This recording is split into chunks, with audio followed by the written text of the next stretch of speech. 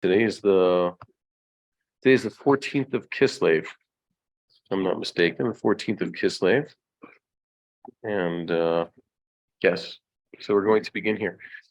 We were talking about dispensations. The sages say that one should not read by candlelight on Shabbos, lest he come to do something to even more people just entered. Okay. Just my wife is having a procedure. I may have to leave in the middle of that. So we're recording this, so we'll send you a recording. We're looking at the dispensations over here for adjusting for being able to read. You can never adjust the candle or do anything to make fire, adjust the fire, lessen the fire, whatever it may be. Over here, Rava says, where I'm pointing, imadam chashuvu mutar. If he is an important person, it is mutar. It is permissible for him to sit there and read by candlelight because he's not the type of person who ever even touches the candles. He usually has servants doing it for him. So he's not going to come to that situation. I was looking in the Rambam. I didn't find this necessarily. See, there's a little tet there indicating that this halacha is upgepasked, as they say. You look over here, mark tet. It says you could find it, Sham Seif Dalid. You could find it in the Shulchan Aruch, but they don't find a source for this in the Rambam. I don't think the Rambam necessarily agrees with it because we'll read the next story. It says Meisvei. So they asked a question about this particular teaching of Rava. Lo yikra le'oraner shema yateh. One should not read by candlelight lest he tilt the candle. Amar Rabbi Yishmael ben Elisha, ani ekra v'lo ateh. He said, I'll be able to read, I'm not going to do it. I'm not going to violate that prohibition. One time he was reading and he thought that he was going to adjust the light. Then he realized, Amar kama gedolim divrei chachamim she'omrim lo yikra le'oraner. Says, how great are the words of the sages who told us not to do this, lest you come to this situation. So, see, he nearly tripped himself up. There's a further story over here. Rabbi Nathan Omer, Karawita, Katava Pinkaso, Ani Ishmael ben Elisha, Kariti Vititi. Says the story is a little bit differently. According to Rabbi Nathan, Rabbi Shmuel didn't catch himself at the last minute. He actually did read and did adjust the flame on Shabbos and wrote in his notebook that I, Ishmael, son of Elisha, read and I tilted the candle on Shabbos. And when the temple will be rebuilt, I'll bring a fat sin offering. Sin offering doesn't have to necessarily be the best. Well, it should. Every korban you bring should be the best, but maybe for fat even better than the bestest sin offering you could find. So you see, these Adam Chashuv, this important person like Rabbi Shmuel ben Elisha himself made this mistake. He should not have given himself this heter to do that which is prohibited by the sages. Now, this is a general rule in Shas, by the way. A person shouldn't say if there's a particular rabbinic prohibition with which the sages also taught us, by the way, the reason for our particular prohibition is X, Y, and Z, lest one come to this. And a person can't say, well, that's irrelevant to me, so it's not going to happen. We have the story of Shlomo Melech who said that even regarding, what was it? Biblical prohibitions. A king is given certain prohibitions that regular people aren't. And Shlomo Melech himself said, yeah, but it doesn't apply to me because it's not going to happen. And what do you know? It happened to him specifically. So too, those who say that the rabbinic prohibitions don't apply to them should learn from these lessons and know that if the sages institute a prohibition, then it is quite universal. And the person should not give himself such a dispensation. And the Gemara answers, in defense of Rava. Rava is the one who said this, that an important person has no such requirement. An important person could read by like candlelight. And then we gave an example here that Rabbi Shmuel learned a harsh lesson. Amar Rabbi Abba, shiny Rabbi Shmuel ben Elisha, hoil misimatzmo divrei Torah hedyot. Here it's still a defense of that rule. Yes, Rabbi Shmuel still had this dispensation, but he was really harsh on himself for having almost thought about doing it. He made himself like a hedyot, like an ordinary person. Like I said, you could say that this answer is a little bit difficult because what would make a difference? We saw that even Adam Chashuv could get tripped up possibly. That explains why, for example, Rambam and others do not bring this as a halacha. they would hold that indeed an important person also should not read by candlelight on Shabbos unless he can get himself also a good chavrusa and enjoy the one inyan echad. They'll use one sefer and they'll be together, and then they'll be able to study on Shabbos night if that's what they really want to do. What would be the Well- Torah that a Adam Chashuv putter from this being? Well, he's not that he's putter; it's that he's Because it doesn't He- apply. yeah, it doesn't apply because he's not used to doing it.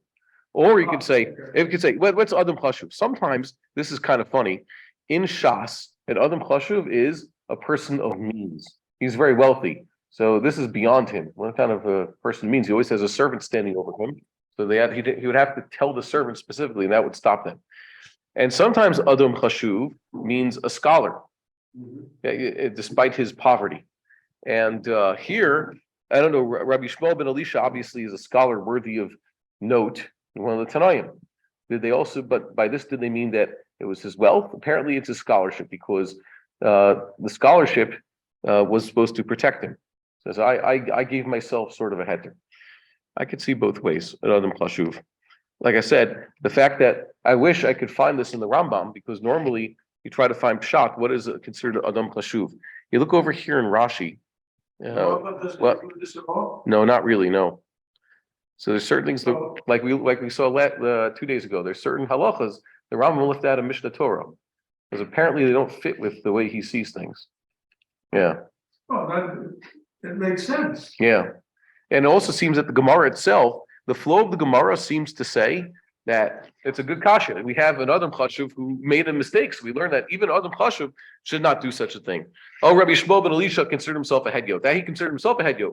But Chazal are giving us a halacha. Adam Chashuv has this dispensation. He doesn't have to watch out. The sages wouldn't tell us that Rabbi Shmuel ben Elisha becomes a hedyot.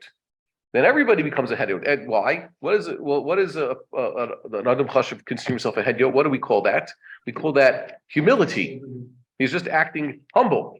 So we would hope that any of these sages would be humble and also treat themselves like hedyotos and realize that they are also not immune to having thoughts of sometimes tilting the candle while they're reading by candlelight on Shabbos. Hold on 1 second. I have to let someone in. Okay.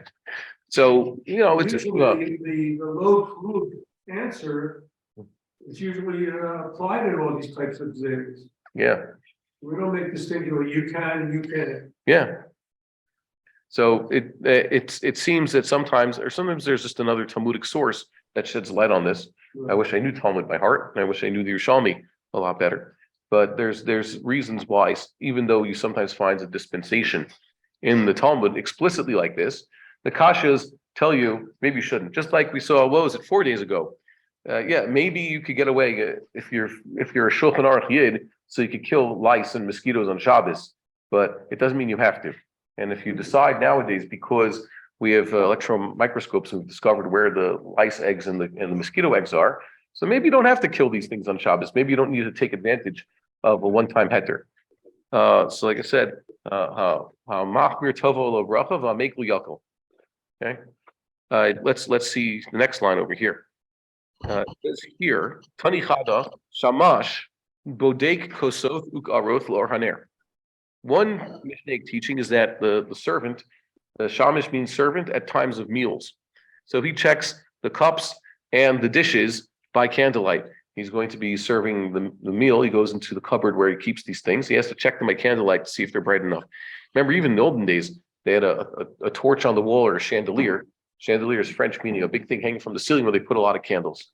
How bright can they make the house? Nowadays, we take it for granted that we could see just as well by day, like we can at night, like we can at day. Another brisa says, "V'tanya idach." A different brisa says, "Lo yivdok, lo yivdok." So you shouldn't be checking. So what's the resolution? Can the shamish check the cups and plates or not? And the answer is lo kashya kan b'shamash kavua, kan b'shamash she'eno kavua.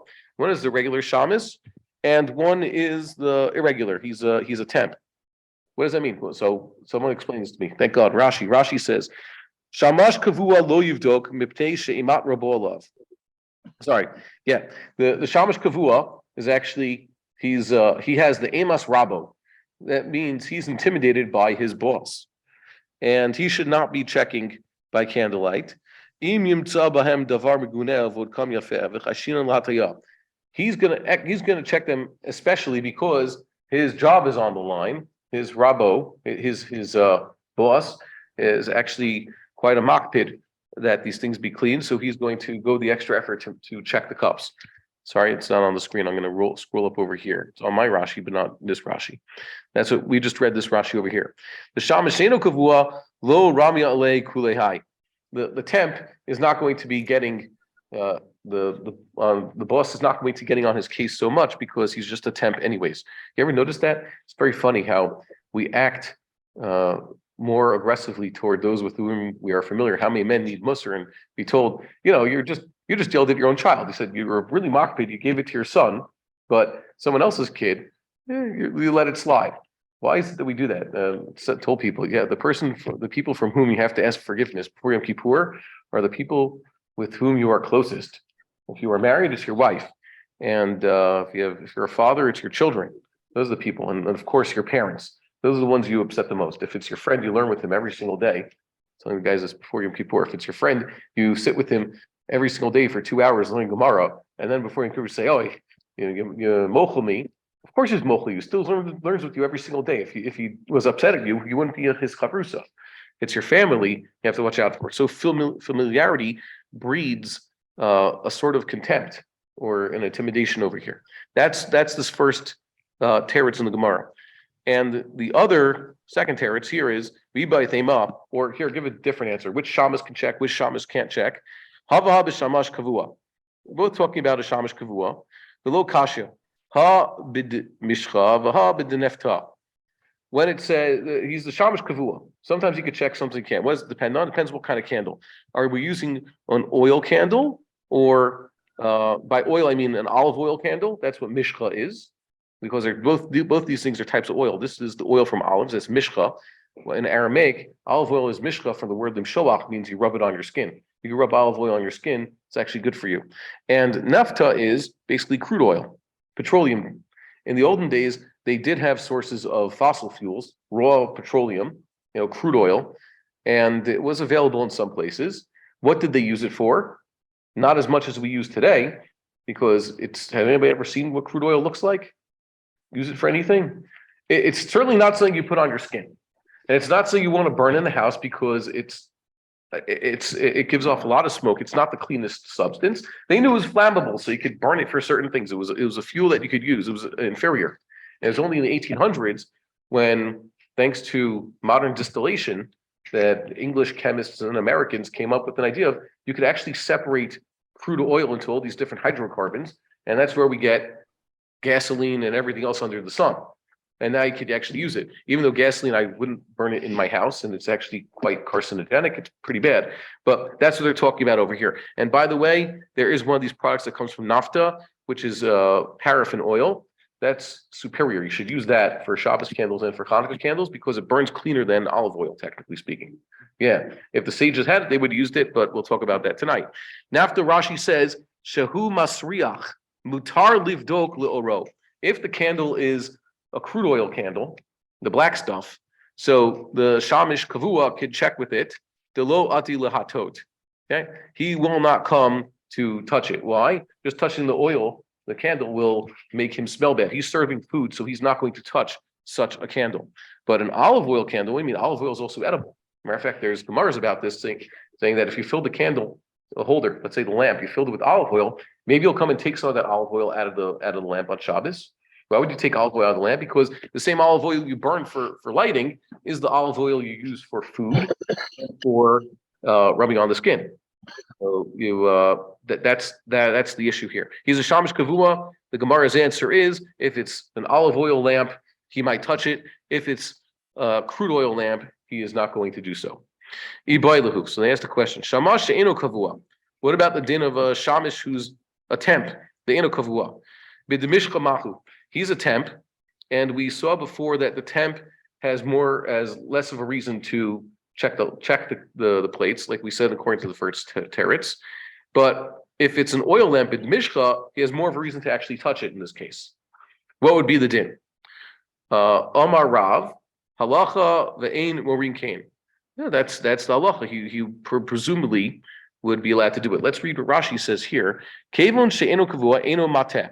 He is the irregular shamish, so he has no reason to really check so hard because he's not really caring about his job. He's going to be working somewhere else next week already. Filu b'chol bilkach b'shabbos mutter. That's what Rashi said earlier. Oh, dilma b'demishcha hoil v'lo ma'is, or perhaps because we're talking about an olive oil candle, it's not ma'is. It's not the type of thing that he would avoid touching. Darko lahatot b'cholhu, and if it were the weekday, he would adjust this candle. So there's one reason for him to want to adjust the candle, and there's another reason against it. So what's the halacha? Halacha mutter, Rashi says. Technically speaking, he could do it, but we don't tell people that. Vein morin can't. That is a little bit of a contradiction. If the halacha, why don't we tell people that? Because sometimes halachas are surprising. So it's not good that everybody knows it, because even if everybody knows it, they might misapply that halacha. Some things are actual halacha and mutter, but we don't want them to get misapplied. And by the way, just to tell everybody, I recommend there's a Shulchan Aruch Siman based on the Kolbo. It says, when should you do Natilas Yadayim? When should a person do Natilas Yadayim? According to, let's say, the Talmud and the Rambam, Natilas Yadayim is what you do before prayer, eating bread, and eating truma. And for kachim, you should actually dunk your hands in the mikvah. That's Taras Yadayim. And then later, and especially al pi Kabbalah, they say anybody who let his blood and cut his nails and got a haircut and went to the cemetery, any tzrachim whatsoever, according to the Rambam, tzrachim in the middle of the day, it's good enough to just wash your hands. Later they say you actually do a natilas yadayim with the cup. Fine. So there's a whole list of things you do for which you do natilas yadayim.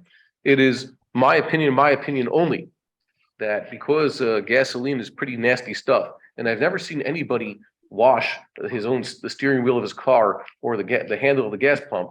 Very important, when you're finished gassing the car, go somewhere before resuming your drive and wash your hands with soap. Your health will thank you for it, because it's pretty nasty. So, you can learn that from this Gemara. I don't see people are mocked for that, because I wouldn't have told us because they didn't have automobiles. But I certainly think it's the right thing to do. Wash your hands with soap after gassing your car or anything involving gasoline. So that's the halacha here. The Chen Rabbi Yirmiyah bar Abba Amar.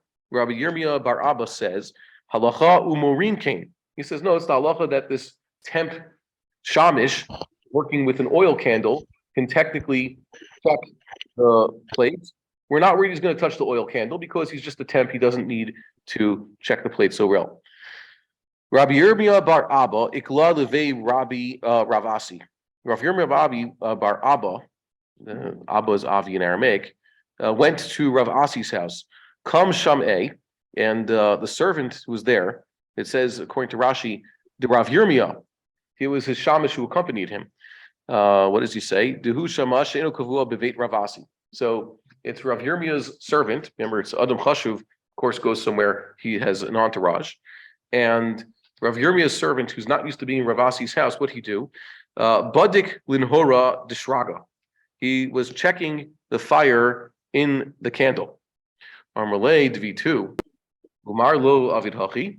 His wife said, wait, sir, do you do such a thing? You check by the light of the candle?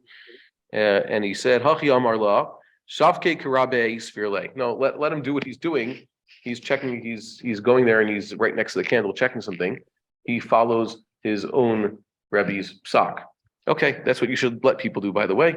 Sometimes we have a kana'ut. We don't let people live. There's the hallmark of the kanai, like I wrote to a local kanai around here, was the hallmark of a kanai was, let's say Rav Elyashiv had his opinion. Rav Elyashiv had his opinion against Rabbi Avi Yosef. There are many. Why? Because they're contemporaries and they used to sit on the same beis din. And you could find books about all their various disagreements. Rav Elyashiv never said everybody must listen to me and not Rabbi Avi Yosef in certain halachas. And it wasn't a Ashkenazic Sephardic thing because they were talking about, let's say, technology that is new. Let's say the Dud Shemesh. Did they have Dud Shemesh around here? The solar water heater. That's a new thing. Those became a household item. Literally, every house has one in the days of Rav Elyashiv and Rabbi Yosef sitting on the Jerusalem beis din. So they had to deal with such a question. Did they ever say, Kabalu dati, accept my opinion, everybody must listen to me? No, but the Kanoim arose afterwards, and the Talmidim said, our Rebbe poskin this, everybody must listen or else. That was our Rebbe's opinion, and it binds all Klal Yisrael. That's a little bit difficult to say. I think that's actually wrong to do so. And unfortunately, sometimes you have people who are like that. They seek to impose their own Rebbe's opinions, everybody. If someone is doing according to his great master's opinion, don't seek to impose even your own Rebbe's opinion on him. Let's see what else we have in the Gemara over here. It talks about the chazan. What is a chazan in the olden days? In the Mishnah, it mentions a few times. There was even a chazan at the Beis Knesset that was next to the Beis Hamikdash, because even in temple times, Jews daven mincha and Maariv at the temple. So who was the chazan of the Beis Knesset? What did it say his privilege was? He was the one who took out the Sefer Torah and gave it to the Kohen Gadol's number 2, who would hand it to the Kohen Gadol for the Torah reading. And if the king was the one reading the Torah, then the Kohen Gadol would hand it to the king. So the chazan, you see, is the person in charge of what? Making sure the Sefer Torah is where it is supposed to be. He had the keys to the Aron, and nowadays also, we call this fellow the Gabbai. Nowadays, we refer to the chazan as the one who's actually leading the service because he has the sitter. But in the olden days, it was the person who's in charge of the Sifrei Torah. Is there someone around here, I think, who has to roll the Sifrei Torah? It'd be pretty bad if on Shabbos morning, they have 4 Torahs in the Ark, and they open it up, and one is stuck somewhere in Shmos, the next one's in Vayikra, next one's in Bamidbar, and the next one's in Dvarim, when we have to read right in the middle of Sefer Bereshis. It's a little bit difficult. So, also, they did not have printed Chumash like we had in the olden days, like we have today. In the olden days, what did they have? When they studied Chumash, let's say, with children, how did they study it? They would take out Sifrei Torah and do it. And they had something with which we are completely unfamiliar. Let's say just a Sefer Bereshis written on cloth, like a Sefer Torah. Just like we have Sefer Yirmiyahu and Megillas Esther written out as their own books on cloth, so too they had what's called a Chomesh. A Chomesh means just Bereshis or just Shemos, etc., on cloth. The Torah scroll that we use for public Torah reading is all 5 books put together. But it wasn't assumed that that's the way it had to be. I have never seen a Sefer Bereshis written on cloth on its own, or any of the other 5 books of Moses for that matter, because we just stopped doing it. Nowadays we have printed Chumash. But this is how children used to learn. And how did they learn with the Trop? How did they know how to read it? The answer was they had the Chazan, the guy who knew Sifrei Torah. It was his job from an early age to make sure that all the children know how to read the Torah exactly. And there's some places where they still teach children like this. Thank God they do it more in Jerusalem, these areas. They teach children early on how to read every single word in the Torah with what we call the vowelizations and the trop. That's what you should do. The Yemenites, everyone gets in the video. Yes, we want to breed a whole new generation of Jewish people who, when called upon, can read a section of the Torah. That was assumed, that was the job of the Chazan.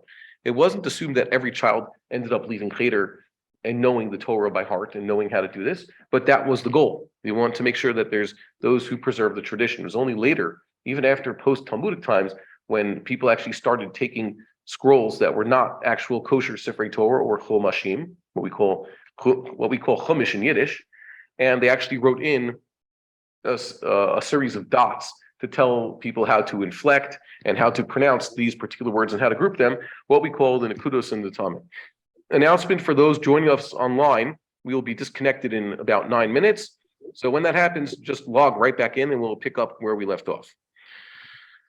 So that's what the Chazan says. It says in the Mishnah, I'm going to turn the page here. I'll have to turn the page on the screen because that will turn it too far. It says here, it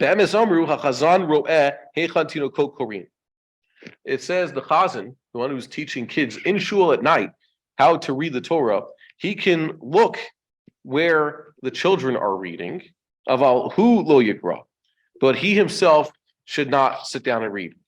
Okay, there's one standard for the Chazan who's teaching the kids and one standard for the children themselves. So the Gemara asks this question over here. Amart. However, didn't you just say Reisha Roeh? It says he's looking at what they're reading.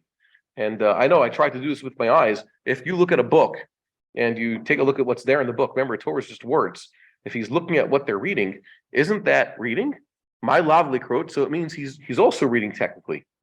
So now he's violating the prohibition the sages instituted. Just by him looking what they're reading, he has to read himself. I don't know. Once you become literate, you ever notice, can you look at a sign, a road sign? Can you look at it and force yourself not to try to comprehend what you're reading? Is it possible? I don't know. Try it at home. You'll see what you could do. My lavlik wrote, so it's a little bit of a kasha. And the Gemara answers, lo means l'sader rashi parashiotav. Let's hear what Rashi says. Umeritzan befiv shemitoch sherosh haparsha shegrub befiv hu nizkar bechula l'machar u'meseila shiva karim bekuda v'tamei v'lachash. He's basically remembering what we call mnemonic devices. You could do this. I remember it was being taught this 20 years ago by what used to be a strange thing. An Israeli Sephardic Rav in Miami Beach was teaching. If you get the beginning pasuk, you show me a pasuk in the Torah. There's a lot of pasukim that start with Vayomer or some other verb like that. If you tell them, give them a sign, what is the trup on Vayomer, everything follows, because you know the trup has to end in the Siluk. And you can just see how much pasuk is there. If you have a short pasuk, you are not going to have any flourishing high-level stops, as they call them. Tlisha Gedolas and Gershayims. Those only occur in the longer pasukim or longer phrases. The shorter the pasuk and the shorter the phrase, the more simple the trup. You're going to have what's tam tachton. You're just going to have mapach pashtas and mercha tipchas, and that's it. So you give them the beginning, and they'll be able to see the rest of it. So they're saying here that l'sader rashi parashiotav, his job is just to find out what parsha they are up to, and then remind them. And by the way, that's also what he's going to be doing the next day. There's the Rebbe hears the kids say, well, I'm going to be learning Mishnayos of brachos. So how do we start off a child? You want your child to start being push him along. He has to read the first Mishnah in Shas. So how does it begin? Me'emasai, Korin, come on, start there. It can get them to the story of Rabbi Gamliel, etc., and the wedding. Fine. That is basically what he is allowed to do. But he certainly should not be sitting down and reading with them, because he's the only reason we're going to see why they're allowed to read.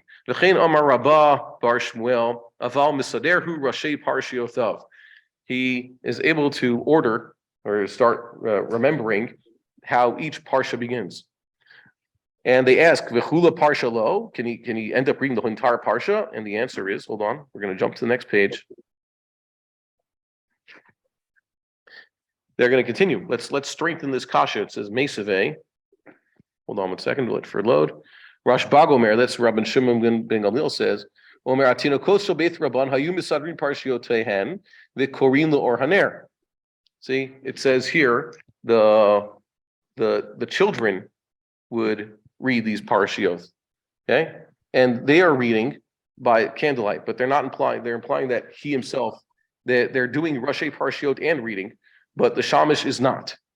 Okay, so what's going on here? Even it's the implications is the shamish shouldn't even read Rashi parshiot.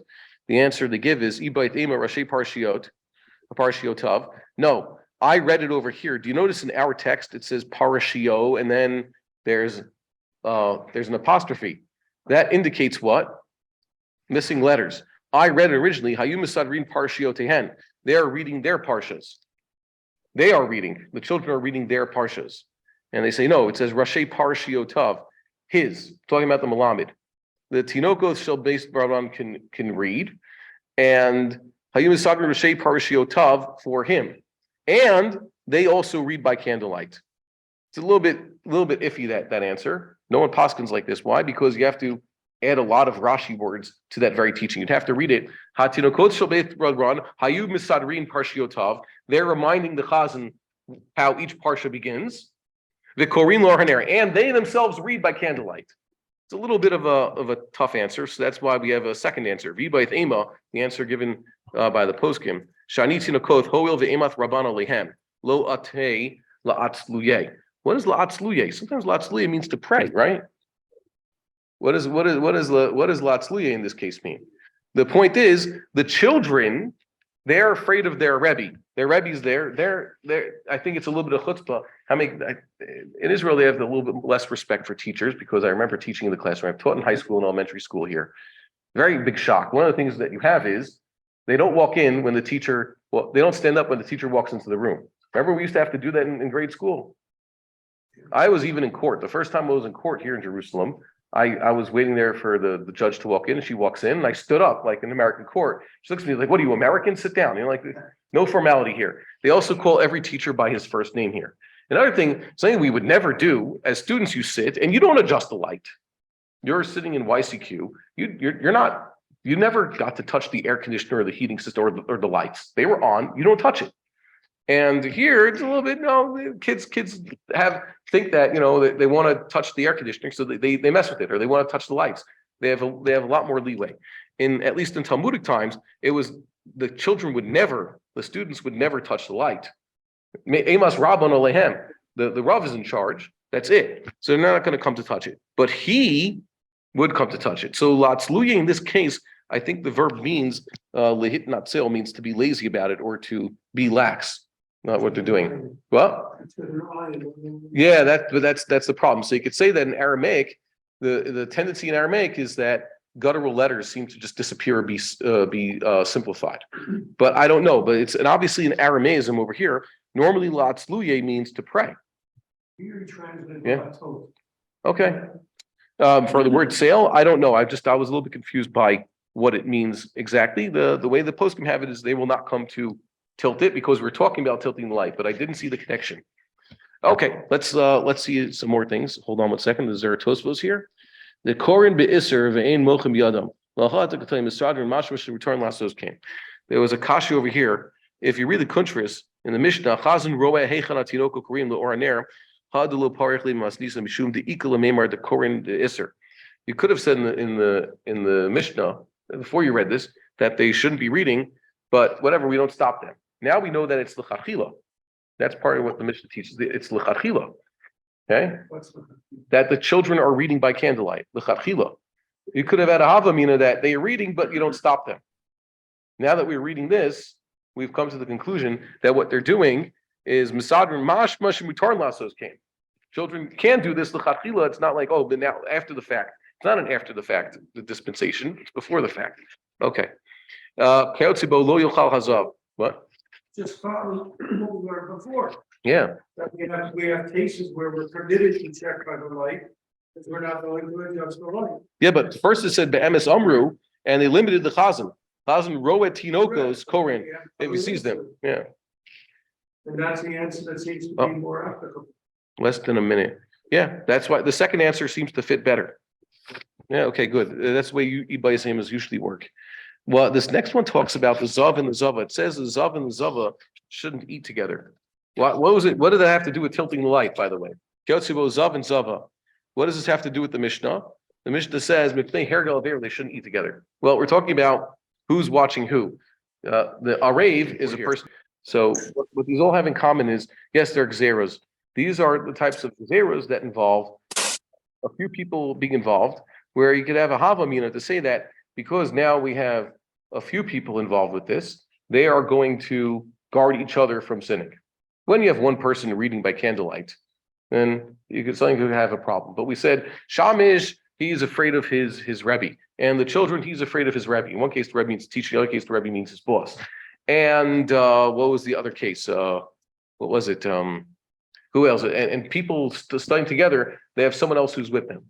Sometimes you have a Xera, and the point is that just because there's someone else who's with you, it doesn't mean that this will help you. Arev tzarich, your own guarantor himself needs a guarantor.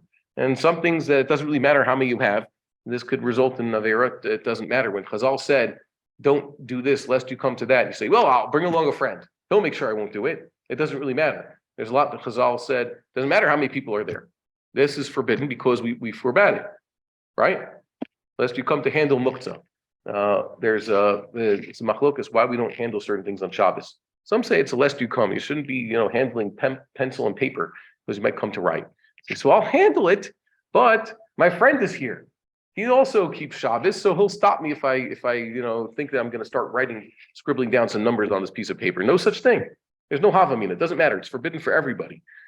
But these gezeras over here that we saw in the Mishnah, there are actually cases whereby it does help to have other people around. That's the whole point. That's why it says keotzibo. And you'd see that this zav and the zava still shouldn't eat together because of hergel avera. Fine. So let's see what the Gemara says about that. Tanya, Rabbi Shimon ben Elazar Omer, bo ur'e ad hechan paratzat harabi Yisrael. See how much people used to keep, how it had just exploded in Israel that people keep the laws of Tum and Tara. Why? Shalosh shaninu lo yochal tahorim at tmeah. Doesn't say the tahor should not eat with the tmeah. Because of course the Tameo would not be allowed in the house to eat with the tahor. She could contaminate stuff. Even the Zav and the Zava, who are both themselves now kicked out of the house. In the olden days, if you wanted to keep two Mantara in your house, a woman who was a Zava or even a Dida had to go elsewhere. Why? Just sitting on the chair, she contaminates the chair. And then you'll have to bring the chair to make where the chair is a Rishon is an Avatuma. Yeah. I know that bothers some people. She rests on the table so she can contaminate the table. She lies on the bed is contaminated until the bed is immersed in a mikvah.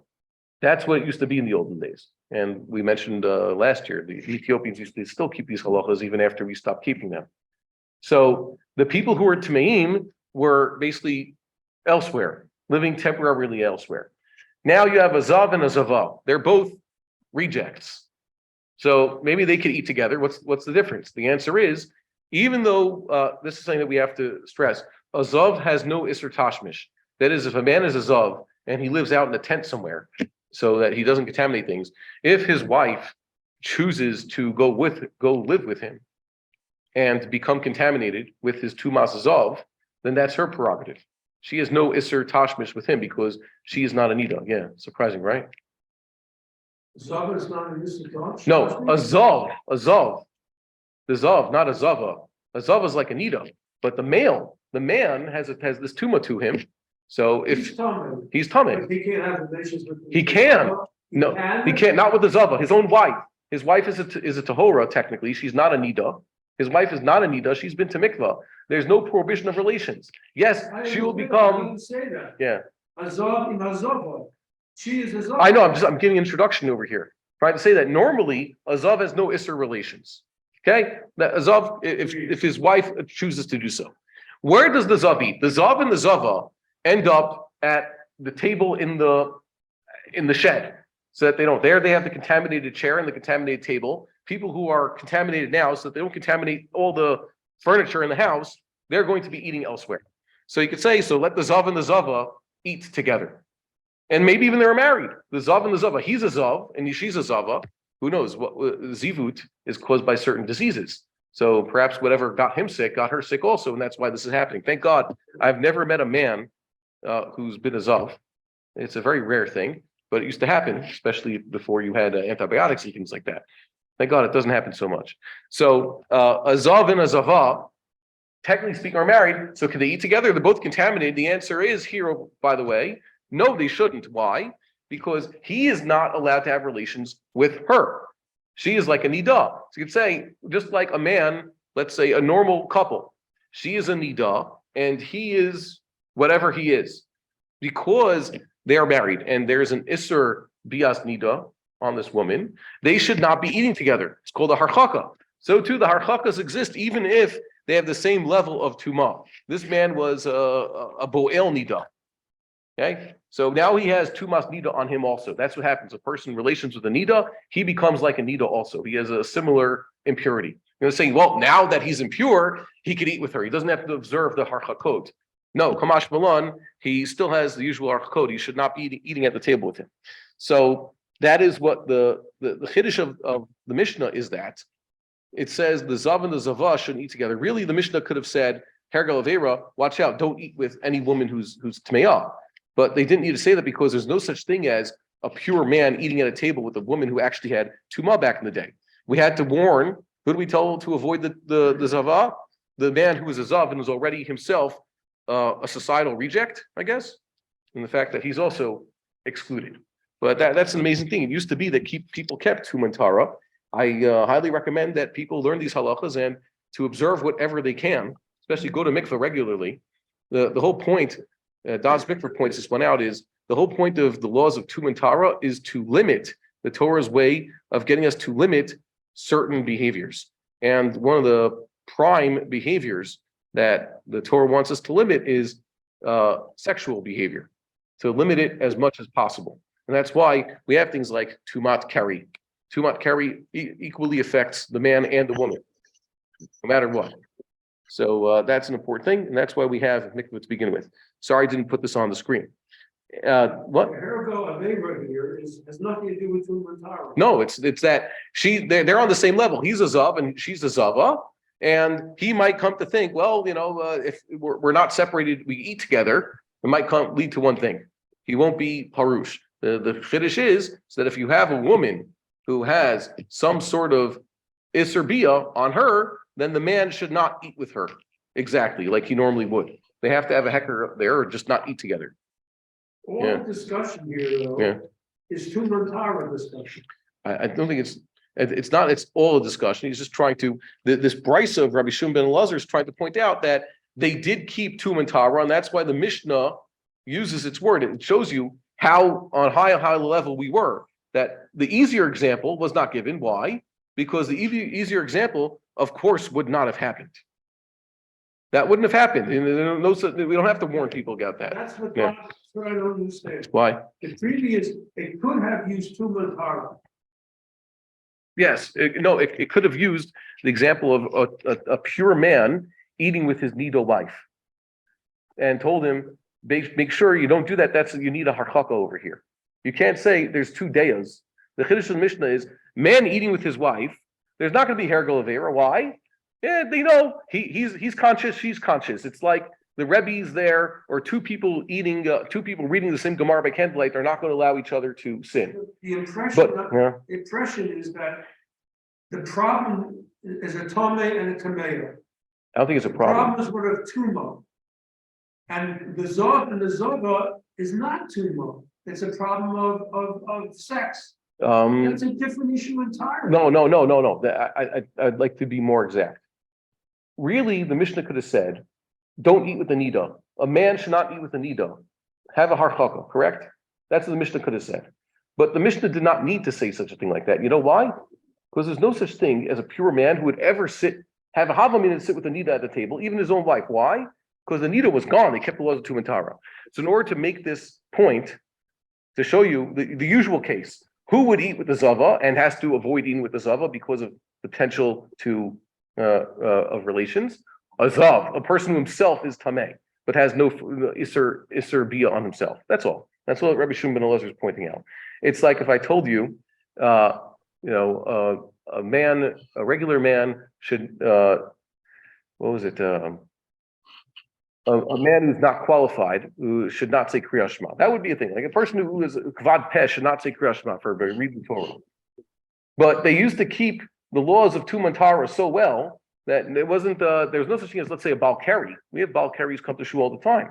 But let's say we keep Tevilas Ezra. Now everybody's a Tvul Yom or a Tahor is reading it, Shema. So they would say something else, like a person a chaver, should always be reading the Sefer Torah. If we had such a mission that said that, we'd understand that we're talking about a person who's always tahor. Why? Because it used to be the Jewish people kept Torah so well. There is no such mission that says that. This Mishnah shows us that the assumption is that the only person who would ever have a hava to eat with the zava was a zav. Even though technically the same point comes out if you're talking about a regular man. A regular man shouldn't sit at the table, but it's because the zava was completely ostracized. Only a zav would go to. For example, here's an interesting halacha case. What happens to the mitzorah? Where does mitzorah live? Mitzorah, guy with tzaras. Outside the camp means if you have a walled city, he has to live outside the walled city. And it says, Badad Yeshev, Michutz Lamachane Moshavo. Let's say you have 20 mitzorahs for whatever reason. They're all kicked out of Jerusalem. Do they each have to have their own tent and stay separately because it's Badad Yeshev? So can they make their own mitzorah camp, like a leper colony? Basically, they used to translate this as leprosy. So we'll have a leper colony. Is a leper colony permissible? Yes. Yes. So I'll give you. It says Arba'an Ashim Mitzoraim. Used to be. So there you go. They're not Badad Yeshev. They're 4 men. 4 mitzorahs were hanging out together outside the camp. So even the Badad. Yeah, that's definition of Badad. Yeah, but what if there's 100 of them? That's not so Badad. Okay, good. Very good. So we see from here that the whole point of this is the ostracism that they're excluded. The Zava, even though she's a Zava, it used to be they had the red tent, as they say. It used to be all the women who are Nida are eating together. And I guess if there's a man who's Tameh also, he would think, okay, I'll eat with the Nidas. I'm also Tameh. I basically have the same Tumas, Mishkav, and Moshav, and Merkav as they do. Kamash Malan, that the one guy who would think to sit with the Zavas or the Nidas Himself shouldn't, because there's still an isser of potential veer. Yeah. If it were only a discussion of 2 months hierarchy, Yeah. he could sit with them. Yeah. But we're talking about a different concept entirely. The Mishnah is trying to get out the point that there's no apotropos for arayos. And apotropos for arayos. And it gave a funny case talking about Tameim, only because you can never find a Jew who would do the Isser Nida, only Bias Nida, you already would treat her so away from it. Yeah, it's kind of funny. It's like someone asked me this case, like, why do we tell someone that, they're wondering about this. In order to prevent bias aramis, okay? Bol aramis, which is a kanayim pogimbo, it's a terrible sin. And it's such a bad one. It says misa b'di shamayim and karis, etc. And kanayim pogimbo. And it says, and a person who did the avera now has tumas nida. There goes there tumas nida on the goya, and now he has tuma on him. So someone asked him, it's already such a terrible isser. What is it? Oh, the fact that you tell him now you're going to be tummy. You did it. So now he'll stop. That helped people? And the Gemara says, yes, there used to be people that they told them, it was even a case of Panuya and Panuya, Jews. They could have married each other. So there's no real Isser Bia here, except for the fact that they're not married. He propositioned her. And she told him off, said, oh yeah, but we're going to go to mikveh right afterwards. You have to go do something that requires you to be a tahor. I guess he was a kohen. You need to eat truma, or it's going on his way to the base of mikdash. The fact that she told him, but the result of our sin is the fact that we have a temporary tuma, which is, by the way, there's no isser of being tameh. That stops people.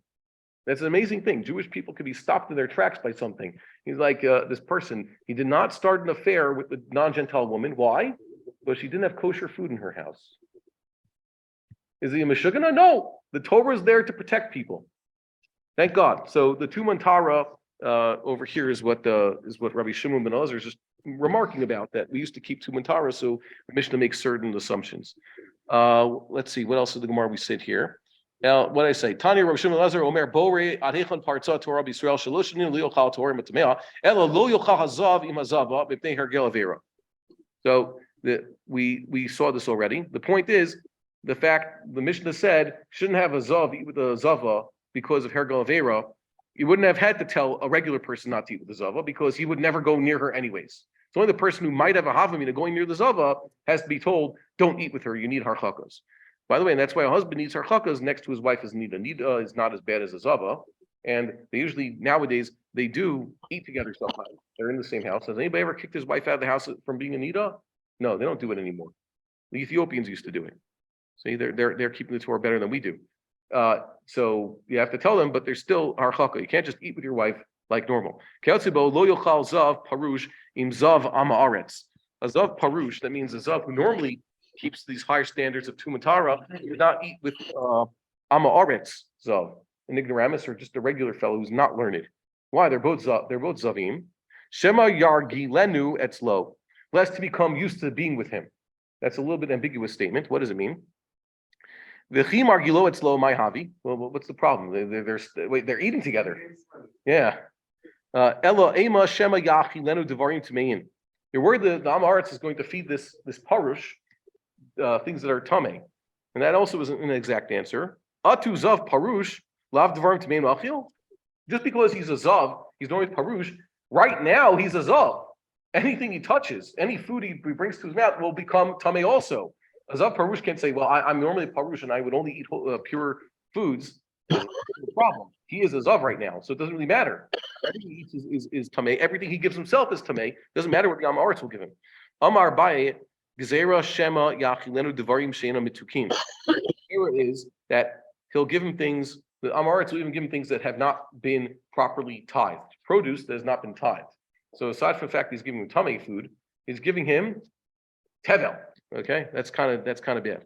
Rava says, Rov Amei Haaretz Masrin. No, Rov Amei Haaretz still know how to take out the meiser. That's not the problem. Ela Shema Yehei Ragil Etzlo V'Yachilenu Devarim Tamim B'Mei Torah. So if the Zav Parush, for whatever reason, when he has this disease, he's temporarily tamei, gets used to eating with the common folk.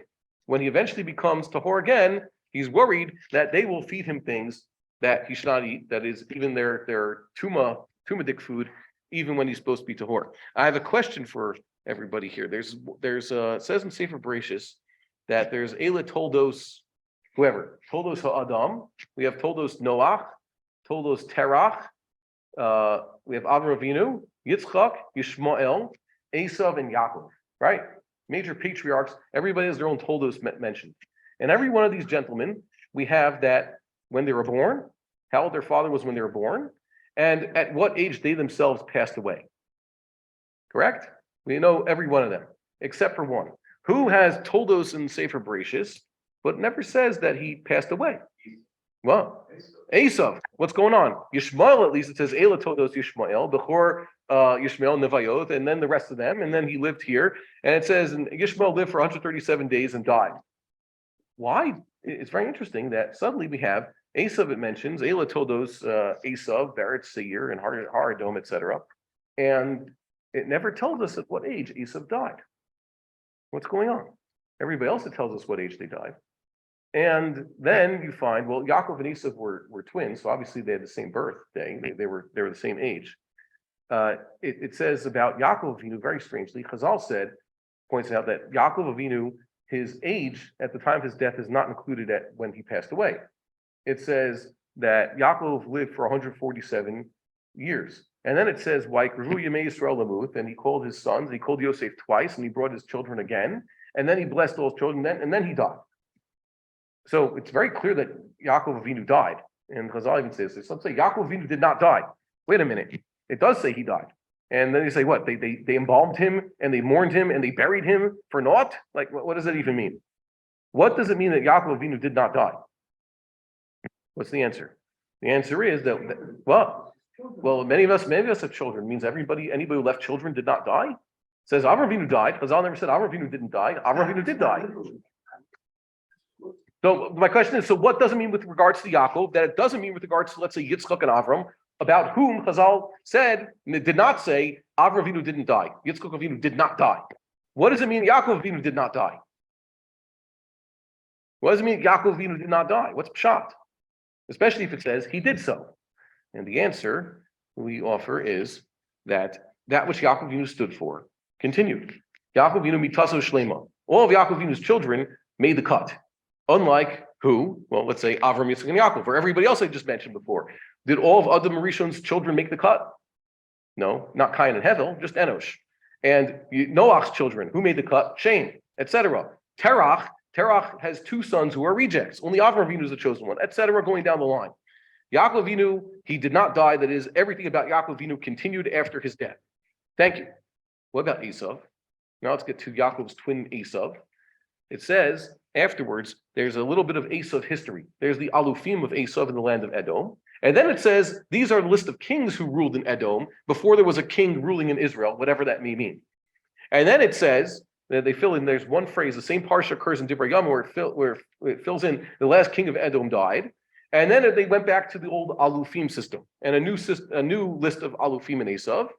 And then it says, at the very end, I guess this brings us to when? At least the time of Shaul HaMelech, if not Moshe Rabbeinu, because now we're talking about the Alufim. There are many scholars who say it goes up until the time of David HaMelech even, this story about Esav's descendants, 400 something years later.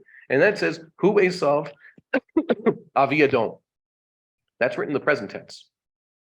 Chazal saw an allusion here that just like Yaakov Avinu didn't die, Esav didn't die either, because there is this eternal conflict between Yaakov and Esav. Yaakov is still around, but Esav is not going to let up. Esav is still remembering that what he's missing, and Esav is still trying to replace Yaakov Avinu. And I think there's even of Chazal point out who's Esav's guardian angel. Who represents Esav, the guardian angel? It's the Satan himself, the Yetzer Hara. Yaakov Avinu is his image is on the Kisei HaKavod, and there is no such thing as a guardian angel for Israel. That's why we don't pray to angels.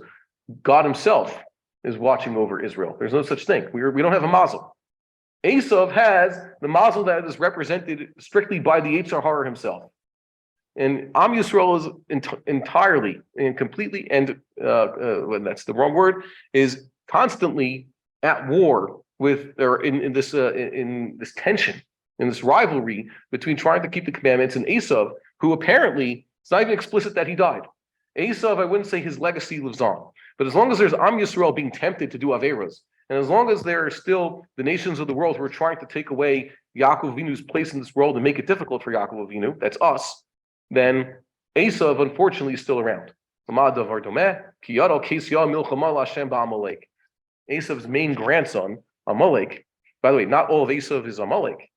Amalek is very strict, like Rambam says, a very strict subcategory. It says Aluf Amalek. Okay? That's only one group within Esav itself. Amalek himself is eternal, and it's an eternal battle of God. God himself is fighting Amalek, who are God's soldiers in this world. Yisrael are fighting Amalek. Amalek's still around. That means Esav is still around technically. Just like Yaakov is around, Esav will still be around until Achris Yamim, until Yaakov finally beats Esav. That's why we don't find Esav's death, because it's still, the jury's still out on that one. Well, yeah, who Esav Avi Adom? That's Esav. Even after Malchus Esav came to an end and they went back to the Aluf system, who Esav Avi Adom? Esav is still there. He's the father of Edom, and as long as Edom is around, fortunately Esav is still around until we finally beat him. And that's the message of the fight that Yaakov Avinu had with the Malach. Lo Yacholo, the daylight came. Yaakov didn't beat the angel didn't beat him. They were come to a standstill until the sun came, at which point the Esav finally just had to quit because God himself, it's time for God to intervene. That's the way we've been stuck also for a few years. God willing, we should see the end of this battle very soon in our days. The sun should rise. Adalos HaShachar. Have a good Shabbos. We'll see you next time. We would like to encourage our viewers to share these videos with friends and send in your responses. If you would like to obtain Birkon Nusach Eretz Yisrael or invite the rabbi for a speaking engagement, please email us at office@machonshilo.org.